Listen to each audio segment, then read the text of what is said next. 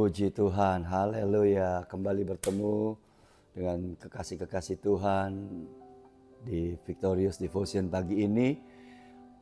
Oleh anugerahnya kita berjumpa kembali dalam kasihnya, dalam anugerahnya. Sehingga kita boleh dalam keadaan baik, sehat, kuat, dan disertai dan diberkati Tuhan. Ya, mari pagi ini kita akan bersama untuk membaca firman dan merenungkan firman Tuhan dari kehidupan murid Kristus. Ya, sebelumnya kita akan berdoa terlebih dahulu. Bapa di sorga, kami kembali bersyukur ya Tuhan, karena anugerah-Mu pagi ini kami boleh ada, kami boleh menikmati nafas kehidupan yang Tuhan beri dengan keadaan yang baik. Tuhan, terima kasih untuk semua keluarga tercinta, buat semua saudara-saudara kami, bahkan seluruh jemaat Tuhan yang Tuhan selalu jaga, lindungi, dan pelihara. Terima kasih ya Bapak, kami mengucap syukur buat kebaikan Tuhan, buat penyertaan Tuhan dalam hidup kami. Dan pagi ini Tuhan, sebelum kami melakukan aktivitas kami hari ini, biarlah kami boleh merenungkan firman-Mu dan belajar dari firman-Mu, sehingga kami terus boleh melakukan firman-Mu dalam kehidupan hari-hari kami. Untuk itu urapi hamba-Mu, urapi setiap kami yang mendengar di Victorious Devotion ini, agar kami sama-sama boleh mendengar apa yang dikatakan Roh kepada setiap kami. Hanya di dalam nama Yesus kami berdoa. Amin. Ya, haleluya, kekasih Tuhan. Kita sedang belajar bulan ini, bulan Maret, untuk terus dibangun suatu kualitas dalam hidup kita untuk menjadi pemenang, untuk terus mempertahankan kemenangan yang Tuhan beri, yaitu kesetiaan. Ya, kita mau terus membangun gaya hidup setia. Sampai kapan? Sampai akhir hayat hidup kita. Nah, kali ini, pagi ini, saya akan menyampaikan kebenaran firman Tuhan. Renungan pagi ini belajar dari salah satu murid Kristus. Ya, satu dari 12 murid, yaitu Rasul Yohanes. Ya, kita baca ayatnya dari Yohanes pasal 21 ayat 20 sampai 23. Yohanes 21 ayat 20 sampai 23. Ketika Petrus berpaling, ia melihat bahwa murid yang dikasihi Yesus sedang mengikuti mereka, yaitu murid yang pada waktu mereka sedang makan Yesus. Tuhan, apakah yang terjadi dengan dia ini? Jawab Yesus, jikalau aku menghendaki supaya ia tinggal hidup sampai aku datang, itu bukan urusanmu, tetapi engkau ikutlah aku. Maka tersebarlah kabar di antara saudara-saudara itu bahwa murid itu tidak akan mati. Tetapi Yesus tidak mengatakan kepada Petrus bahwa murid itu tidak akan mati, melainkan jikalau aku menghendaki supaya ia tinggal hidup sampai aku datang, itu bukan urusanmu.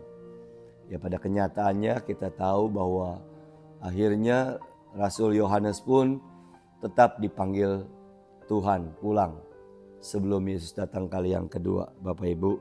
Ya, dan kita mau belajar dari kehidupan Rasul Yohanes, adalah salah satu dari 12 murid Yesus Kristus. Dia adalah anak dari Zebedius dengan ibu Salome, Bapak Ibu, dan dia merupakan adik dari murid Yesus yang lain, yaitu Yakobus. Dan Yakobus, Petrus, dan Yohanes ini terkenal sebagai murid yang paling dekat dengan Tuhan Yesus. Tetapi di antara murid yang paling dekat dengan Tuhan Yesus dari tiga ini, ada lagi yang terkenal, murid yang dikasihi. Tadi yang kita baca ayat dikatakan murid yang dikasihi Yesus. Murid yang dikasihi Yesus itu Yohanes. Rasul Yohanes adalah murid yang dikasihi Yesus. Memang Yesus mengasihi semua murid tentunya, tetapi maksudnya yang dekat dengan Yesus, yang selalu kalau dalam duduk selalu dekat dengan Yesus. Terkadang dia menyenderkan kepalanya ke Tuhan Yesus, ke dada Yesus, dan begitu dekat hubungannya dengan Yesus. Dan Rasul Yohanes ini adalah murid yang dikasihi Yesus. Ini memang sosok yang unik, Bapak Ibu. Dia juga dijuluki anak guru Boanerges bersama dengan Yakobus, seorang yang meledak-ledak emosi dan tetapi yang luar biasa, bersama dengan Yesus, kemudian kehidupannya terus mengalami perubahan dan bahkan luar biasa. Dia menjadi seorang murid yang begitu luar biasa di depan Tuhan dan setia sekali kepada Tuhan Yesus. Nah Bapak Ibu, kita mau belajar dari Rasul Yohanes ini.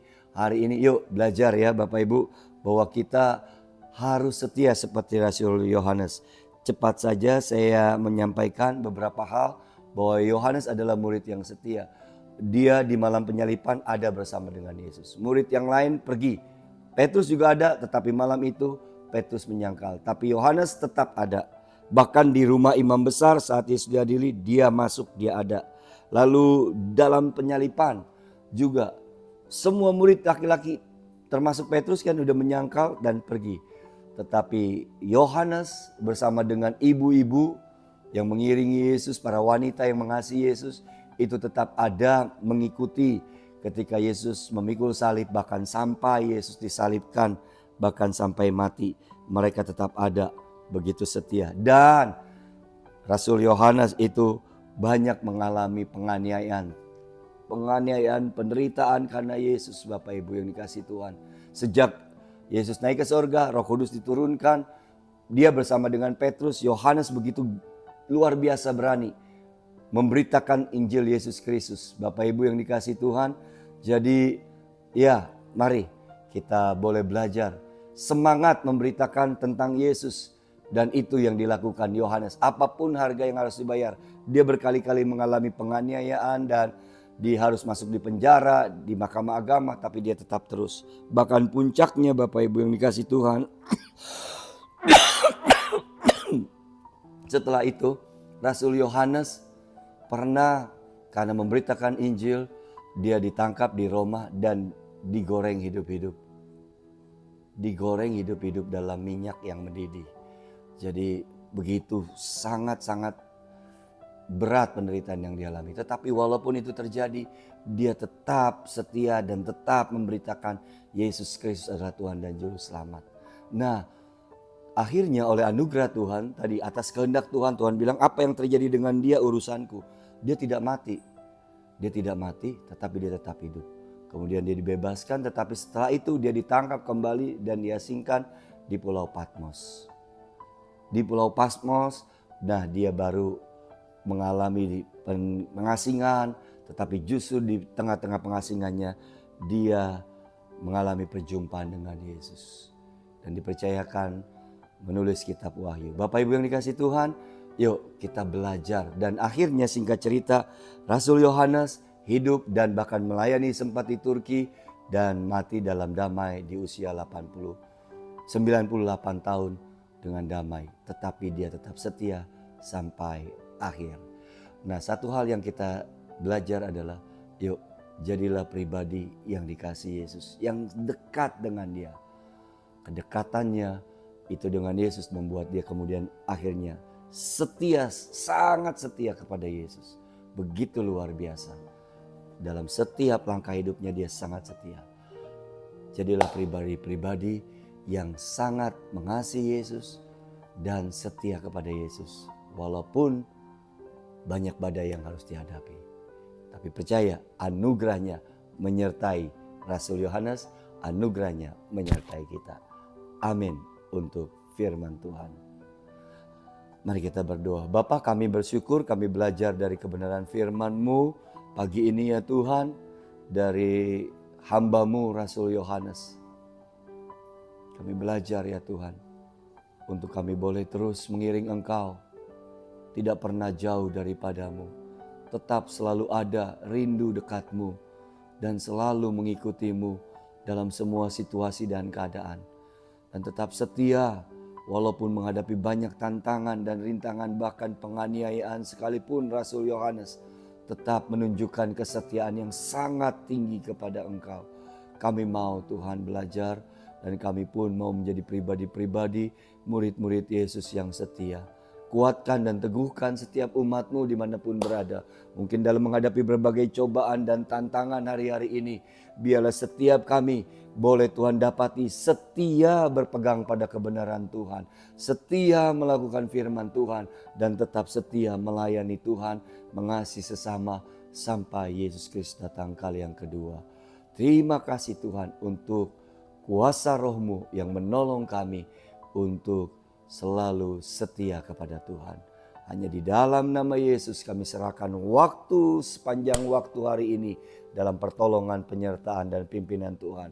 Kau memberkati semua yang kami lakukan, jadikan berhasil, beruntung dan jadi berkat bagi banyak orang. Dalam nama Yesus. Haleluya. Amin.